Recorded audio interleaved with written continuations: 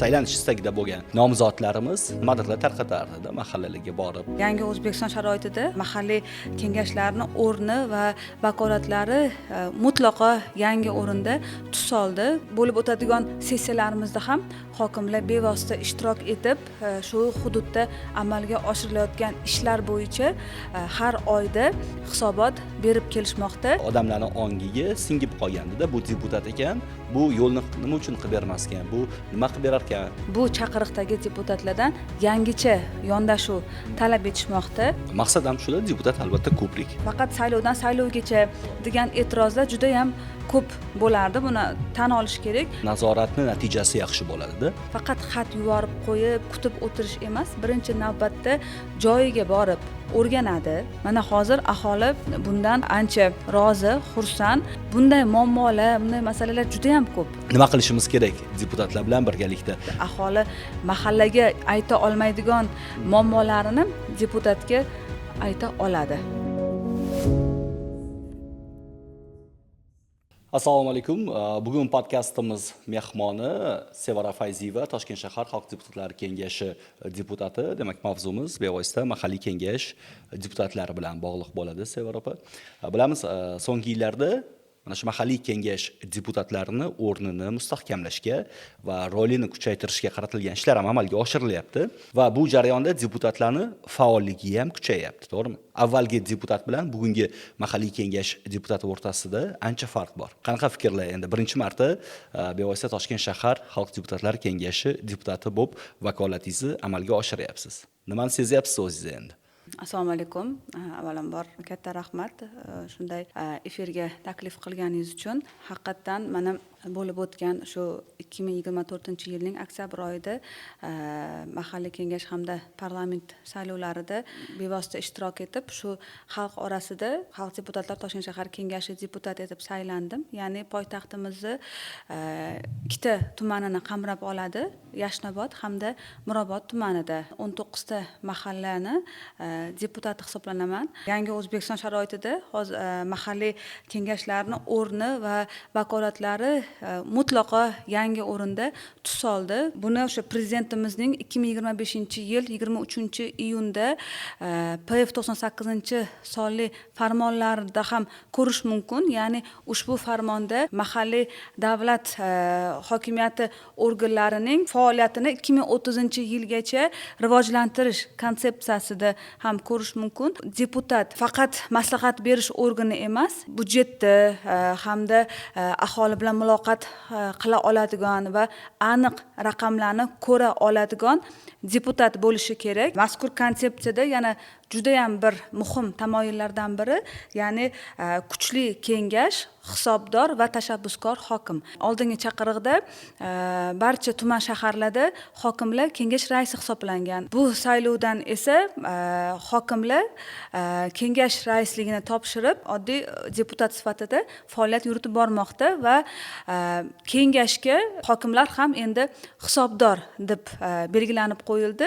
Bo'lib o'tadigan sessiyalarimizda ham hokimlar bevosita ishtirok etib, shu hududda amalga oshirilayotgan ishlar bo'yicha har oyda hisobot berib kelishmoqda. Deputatlarga shu yuqorida aytib o'tganimdek budjet bo'ladimi, maktab qurilishi bo'ladimi, yo'l qurilishi bo'ladimi, barcha masalalar bo'yicha hokimiyat va ijro mansabdor tashkilot rahbarlari hisob berib kelmoqda. Deputatlar ham hozirgi chaqiriqda o'zi amalga oshirgan ishlar bo'yicha, natijadorligi bo'yicha saylovchilarga borib axborot berish ham belgilanib o'tildi. Barcha o'sha tuman va shahar kengashi deputatlari okruglariga borib, shu saylovchilarga 3 oy davomida, 6 oy davomida bajarilgan ishlar bo'yicha saylovchilarni shu xabardor qilib kelishmoqda. Endi bir paytlar bo'lardi, Sevara opa, mana shu xalq deputatlari, ayniqsa tuman shahar kengashlariga saylanish istagida bo'lgan nomzodlarimiz nimadirlar tarqatardi-da, mahallalarga borib, nimadirlar bergan vaqtlari bo'ladi, tadbirkorlik tomonidan homiylik qilgan paytlari bo'lardi. Shu bilan bir qatorda men bu masalani hal qilib beraman, men bu narsani hal qilib beraman va bu narsa odamlarning ongiga singib qolgandi-da. Bu deputat ekan, bu yo'lni nima uchun qilib bermas ekan, bu nima qilib berar ekan, bu nima qilib berar ekan degan narsani ko'proq demoqchi bo'lganim u qonun nuqtai nazaridan yoki huquqiy normativ hujjat nuqtai nazaridan emas, balki haqiqatan nimadir umidvor bo'lardiki, mol-mulk deylik, shunga o'xshash narsalardan. Bu yilgi saylovlar umuman siz saylangan paytingizdagi saylov jarayonlarida bunaqa narsa qanday bo'ldi endi? O'zgarganmi shu tizim ham? Va'da berardi ko'proq deputatlarimiz deydi va mana shu va'daga asosan deputatlar nimadir qilib berish kerak bo'lardi. Bugungi kunda Toshkent shahar deputatlarimiz saylagan saylovchilariga nima berdi, nima beryapti? Muhim savol berdingiz. Hozirgi saylovchilar yangi deputatlardan, ya'ni bu chaqiriqdagi deputatlardan yangicha yondashuv talab etishmoqda. Hozirgi kunda aholi nima kutmoqda deputatdan? Oldin mana o'zim ham O'zbekiston Ekologik partiyasini Toshkent shahar kengashi raisi hisoblanaman. Oldingi chaqiriqda ko'plab aholi, ko'plab fuqarolar ishonch telefonimizga qo'ng'iroq qilib, biz deputatlarni umuman ko'rmayapmiz, mahallalarga umuman kelmayapti, faqat qog'ozda qolib ketmoqda yoki o'sha peshtaxtalarda ko'ramiz, faqat saylovdan saylovgacha degan e'tirozlar juda ham ko'p bo'lardi. Buni tan olish kerak. Hozir esa aholi ancha aqlli, ancha hozir 21-asr nima deydi, asrda yashayapmiz, texnika, texnologiya rivojlangan davrdamiz. O'sha uchun hozir aholi deputatlardan aniq natijani kutadi va aniq bordingizmi, masalan, avvalgidek va'da emas. Avvalgidek va'da emas. O'sha mahallaga borganingizdan keyin ijtimoiy tarmoqlarda ko'rinishingiz kerak va uni natijasini bir hafta yo 10 kun ichida aholiga borib natijasi haqida xabardor qilishingiz kerak. Birgina misol, masalan, bilamizki, hozir tashabbusli budjet loyihasi amalga oshirilmoqda. Tashabbusli budjetda ham aholini ovozi orqali shu hududlarda muammoli masalalarni hal etishi uchun aholi masalan ovoz beradi va deputat ushbu tashabbusli budjet loyihasini chetdan qarab, o'tirib, tomosha qilish emas, borib joyiga borib, o'rganib, sifati qanday ketmoqda va puli to'g'ri yo'naltirilganmi, sifati qay darajada, hammasini nazorat qilib, ushbu loyihani bitgandan keyin ham faqat borib ochilishiga emas, shu masalan aytaylik maktab qurilishi bo'yicha o'sha tashabbusli budjetda yutib olishdi. Uni hammasi tugagandan keyin masalan deputat faqat borib maktab ochilishida qatnash emas, uni sifatini nazorat qilib va ochilgandan keyin ham maktab qay tarzda ishlamoqda, o'quvchilar soni oshdimi, oshmadimi va nima deydi, ta'lim sifati o'zgardimi? Shularni barchasini nazorat qilmoqda deputat. Birgina misol, biz yaqinda Shayxontohur tuman kengashimiz deputati bilan bir mahallaga bordik. Samarqand Darvozadagi shu maktabda aynan tashabbusli budjet loyihasida zalni ta'mir qilish bo'yicha loyiha yutib olishgan, lekin ming afsuski deputat bormagunga qadar ushbu loyiha cho'zildi, belgilangan muddatda topshirilmadi.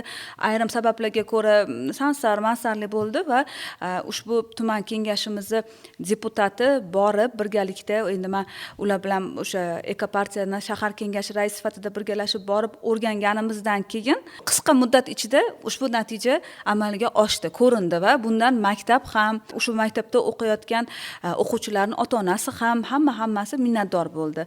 O'sha uchun men nima demoqchiman, hozirgi kunda deputatlar juda ham faol ishlab kelmoqda. Chunki uni hozir bormaslikning iloji ham yo'q. Chunki aholi janjal qilib tashlaydi, qani deputatimiz deydi, talab qiladi va o'sha aytib o'tganimdek prezidentimizni 98-farmonlarida ham barchasi bosqichma-bosqich hammasi belgilanib berilgan va ushbu farmon bo'yicha deputatlarimiz juda ham faol mahallaga borib kelmoqda. Tuman kengashi deputatlari har haftada, bemalol ayta olaman, har haftada o'zini mahallasida borib birgalashib nima deydi muammolarni masalalarni o'rganmoqda. Shahar kengashi deputatlari har oyda kamida bir marta hududlariga, aynan shu mahallalariga chiqib o'rganishlarini olib bormoqda.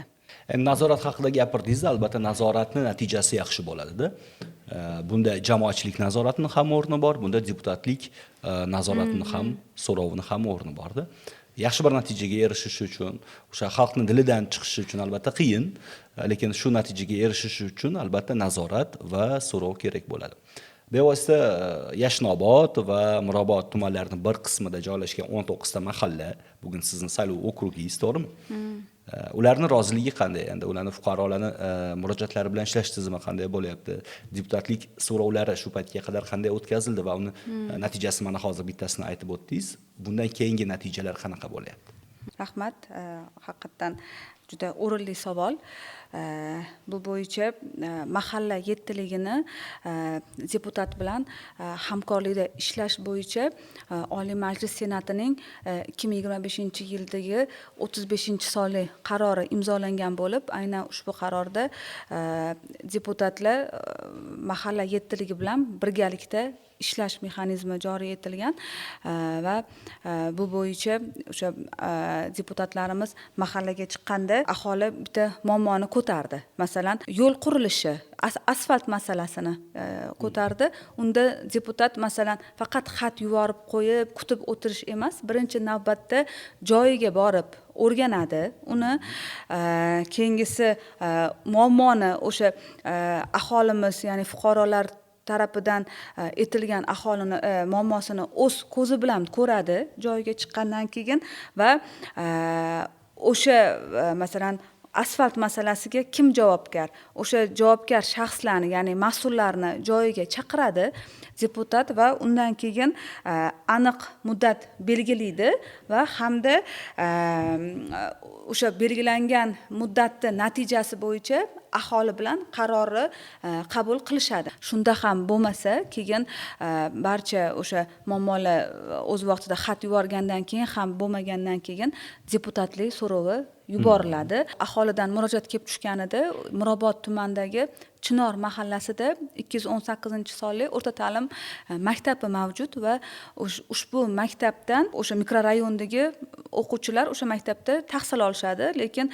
maktab bilan ko'p qavatli kvartiralarning o'rtasida, domlarning o'rtasida yo'l bor, mashina yo'li bor, lekin u yerda hech qanaqa piyodalar o'tish yo'lagi uchun maxsus chiziqlar yoki maxsus belgilar, masalan, tezlikni kamaytiring, ehtiyot bo'ling bolalar degan maxsus belgilar, yo'l qoidalariga amal qiluvchi belgilar o'rnatilmagan edi. Fuqarolar shuni ko'tarishdi, shu masalani ancha yildan beri biz mana mahallamiz raisiga bir qancha murojaat qildik, lekin bolalarimizni maktabga borib kelishi uchun biza xavfsiz muhitni biza shuni xohlayapmiz degan mazmunda juda ham iltimoslar qilishgan ekan va ushbu joyda borib birgalashib o'sha yuqorida aytib o'tganimdek tuman deputatini chaqirdik, borib joyida haqiqatdan maktabni oldida turib, ishonsangiz yarim soat poylab turdik. Haqiqatdan har bitta ota-ona uchun ushbu joyda bolalarini, ya'ni farzandlarini yuborish juda ham qo'rqinchli holat ekan. Kameralar o'rnatilmagan. Masalanda xohlagancha uchirib haydashyaptiki, avtomobillarni bolalar shunaqa turishibdi, chetda qanaqa qilib o'tamiz debdi. O'z ko'zimiz bilan holatni o'rganib, muammoga ishonch hosil qilganimizdan keyin bu bo'yicha ichki ishlarga, yo'l qurilishiga, o'sha hokimiyatga, mas'ul tashkilotlarga deputatlik so'rovi yubordim va ushbu deputatlik so'rovida 2 haftani ichida ushbu so'rovga natijasi bilan chiqdi. Ya'ni kelib o'sha 2 haftani ichida mas'ullar kelib piyodalar o'tish yo'lagi uchun maxsus chiziqlar ham chizib berishdi va maxsus belgilar ham o'rnatishdi. Hammasini qilindi. Mana hozir aholi bundan ancha rozi, xursand chunki baribir bolalarimiz, farzandlarimiz bizni kelajagimiz. O'shaning uchun kelajak uchun har bitta ota-ona, har bitta nima deydi, mahalla va deputatlar bu uchun mas'ul bo'lishi kerak. Mirobod tumanida Bayot degan mahalla, ya'ni mahalla fuqarolar yig'ini mavjud. U yerda Bayotni barchamiz bilamizki, ushbu mahalla ko'zi ojizlar mahallasi hisoblanadi.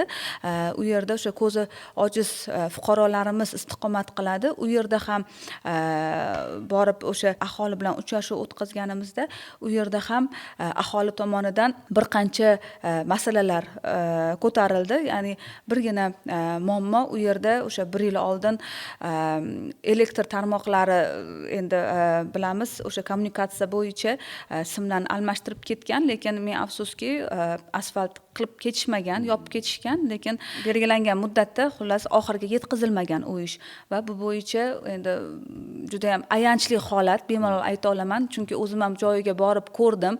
Yo'llar notekis, endi u yerda qanday fuqarolar yashashini hammamiz bilamiz, lekin nega o'z vaqtida shuni oxirigacha yetkazishmaydi. Bir necha marotaba u yerda yashaydigan o'sha ko'zi ojiz fuqarolarimiz oyoqlarini qaytirib, hattoki sindirish holatlari ham bo'lib o'tgandi. U yerga chunki nima deydi, shifokor xulosasini ham olib chiqib bizga deputatlarga taqdim qilishdi. Shunaqa mana qachon bu bo'ladi, nimaga hammasini qazishadi deb, lekin o'z vaqtida nimaga buni yakunlamaydi. Haqiqatan poytaxt bo'lsa, oldin masalan reja qilinadi va rejada hammasi belgilanadi. Qancha sim ketadi, masalan elektr tarmoqlarini almashtirish uchun masalan 500 metr, 600 metr ochilishi, yopilishi va oxirgi rejada o'sha oxirgi punktida asfalt masalasi ham belgilanib ketiladi. Lekin hayronman, nimaga asfaltni o'z vaqtida qilmasdan ketishgan. Aynan shu mahallada va bu bo'yicha ham tuman mas'ullariga deputatlik so'rov chiqazdik, shahar elektr tarmoqlariga deputatlik so'rov chiqazdik. Bu bo'yicha ham shu 1 oy ichida borib asfaltlab ketib, mana natijasini keyin o'sha fuqarolarga biz taqdim etdik va o'sha fuqarolar bundan xursand. Bunday muammolar, bunday masalalar juda ham ko'p. Endi mahallada o'sha deputatlar borgandan keyin baribir ko'rasiz, bilasiz, aholi mahallaga ayta olmaydigan muammolarini deputatga ayta oladi. Maqsad ham shuda, deputat albatta ko'prik. Men fikrlaringizdan Sevara opa xulosa qilib aytishimiz mumkinki, bevosita bugungi deputat xonada emas, aholi bilan ko'proq muloqotda bo'lsa, ular bilan ko'proq uchrashsa, joyiga chiqib masalani o'rgansa, shundagina yaratib berilgan tizimni yanada samarali ishlatish imkoni bo'ladi. Hozir aytayotgan fikrlaringizdan xulosa sifatida aytaman-da, endi masalan joyiga chiqdingiz, ko'rdingiz, o'sha aholini butun boshli bir maktabga boradigan yuzlab, hattoki balki 1000 ga yetar, balki katta maktab bo'ladigan bo'lsa, o'shancha odamni, ota-onani ko'nglidagi o'sha xavotirini yo'q qildingiz bitta so'rov orqali. Va bevosita mana bu alohida bir ko'makka muhtoj bo'lgan aholi istiqomat qiladigan Bayot mahallasi ham xuddi shu orqali muammosi yechildi. Demak, bugungi kun deputati yaratilgan tizim bor. Mana shu tizimni ishga solish uchun ko'proq muloqotda bo'lish kerak, ko'proq harakatda bo'lish kerak va o'zini saylovchilari bilan hokimiyat o'rtasida ko'prik bo'lish kerak. Chunki dasturlar shakllantirishda ham bevosita deputat ishtirok etadi, oddiy bir mahallani fuqarosi ishtirok etmaydi, unda xabardorligi bo'lmaydi.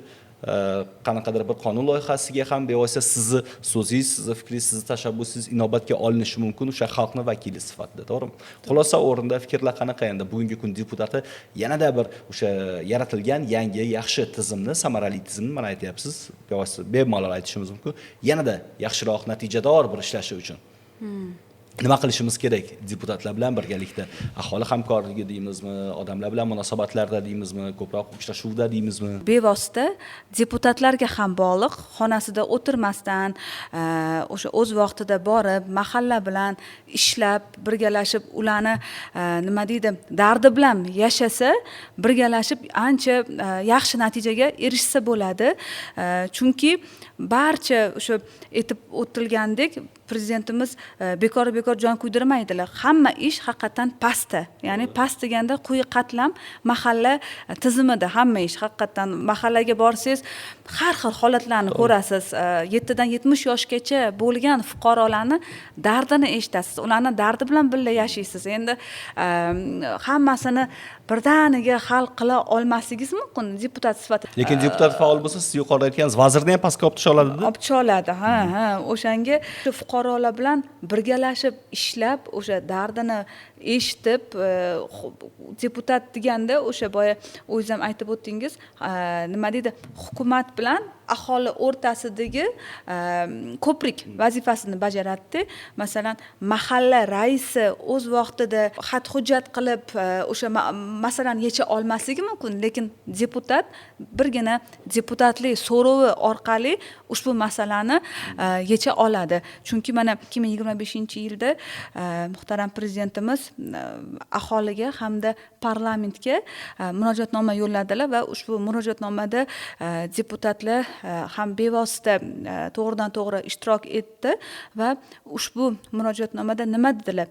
Deputatlar endi qarab o'tirmasin, ularni vakolati yanada ham kuchaysin. Deputatlik so'rovi chiqazildimi, javob berilmadimi, hech qaysi tashkilot rahbarlarini ayamasdan kerak bo'lsa prokuraturaga taqdimnoma kirgizilsin deb jon kuydirib gapirdilar. Nimaga prezidentimiz jon kuydirayotgan bir paytda biz deputatlar xonada o'tirib ishlamasligimiz kerak. Borib albatta mahalla bilan birgalashib ishlab natijasini taqdim qilamiz. Yana bir narsani aytib o'tishim darkor.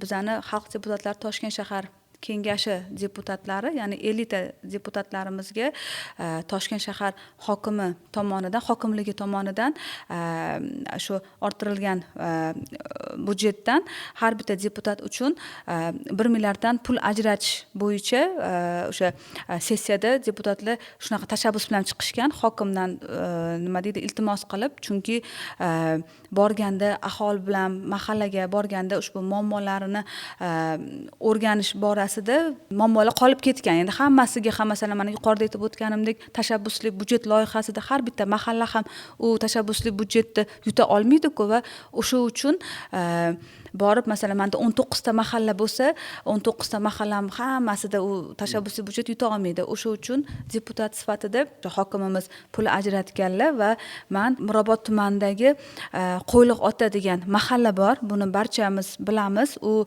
bir necha yildan beri qizil mahalla, ya'ni qizil hudud hisoblanadi. Mahalla juda ham yaxshi ishlaydi, lekin men afsus u yerda jinoyatchilik ko'p sodir bo'ladi. Shunaqa noqonuniy vositalar juda ham ko'p, oldi sotisi juda ham ko'p. Uni hammamiz bilamiz. Va shuni inobatga olib, men borib nima deydi, ichki ishlar bilan va o'sha tuman hokimimiz bilan birgalashib o'rganib reja olib kirdim, ya'ni taklif olib kirdim. Ushbu mahallada 24/7 tarzda ishlaydigan huquq tartibot maskanini qurish loyihasini taqdim etdim va ushbu loyiha kengash tarafidan tasdiqlandi, bir ovozdan ma'qullandi, qaror qabul qilindi va hozirgi kunda ushbu loyiha asosida Qo'yliqotada mahallani boshida o'sha 24/7 tartibda ishlaydigan huquq tartibot maskani qurilish ishlari amalga oshirilmoqda va u yerda o'sha bitgandan keyin u mahallani xudo xolasa shu yashilga olib chiqish bizning maqsadimiz va o'sha jinoyat qilgan shaxs 2 minut ichida ushlanib olib kelinadi. Shunaqa tizimni joriy etmoqdamiz. Bu yil bitib qoladi huquq tartibot maskani va o'sha shahar hokimimizga ham rahmat deymiz, chunki mana bu aynan tashabbus, deputatning tashabbusi. Masalan, bu shahar kengashi deputatlarida 50 ta bo'lsa, qolgan deputatlar ham o'zini mahallasida shunaqa 1 milliardni to'g'ri sarflash bo'yicha ishlarni amalga oshirib yurishibdi. Masalan, ko'p mahallalarda bolalar maydonchasi yetishmaydi yoki sport uchun stadionlar yetishmaydi va ijtimoiy obyektlarni masalan fasadlari ta'mirtalab bo'lib yotibdi. O'shalar uchun ham o'sha 1 milliardni o'sha yerga yo'naltirish ishlari ketmoqda deputatlar tomonidan. Har bitta mahallasida o'sha poytaxtimizda 585 ta mahalla bo'lsa, shu 585 tada 50 ta deputatlar o'tiradi, shahar deputatlari va shu mahalla bo'yicha shunaqa keng ko'lamli ishlar, keng ko'lamli ishlar olib bormoqda. Bu ham mana natija, bitta natija. Endi ertaga ochilsa aholi bundan ham minnatdor bo'ladi. O'sha boya aytib o'tganimdek, unib o'sib kelayotgan yosh avlodni mana bunaqa har xil yomon yo'llarga kirib qolish holatlarini oldini olamiz. Anchaga qisqargan bo'ladi. Va bu natija. Bu ham amaliy natija yana, amaliy natija. Albatta, rahmat Sevara opa. Shunaqa bir gap bordi. O'zini amaliy natijasini ko'rsatgan islohot deymizmi, yangilanish deymizmi, harakat albatta odamlarning ko'ngliga tez kirib boradi-da va buni odamlar ham unutmaydi. Va muhimi odamlar ham shu natijani kutadi.